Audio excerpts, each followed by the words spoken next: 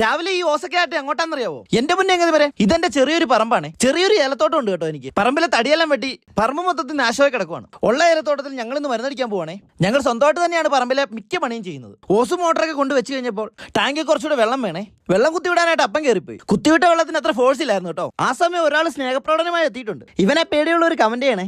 അപ്പനാണെങ്കിൽ hose വലിച്ച് താഴത്തോട്ടൊക്കെ ഇട്ട് അത്യാവശ്യം വെള്ളത്തിന് നല്ല ഫോഴ്സ് ആക്കിയേ. അങ്ങനെ ഓസ് എടുത്ത് ഞാൻ ടാങ്കിലിട്ടു.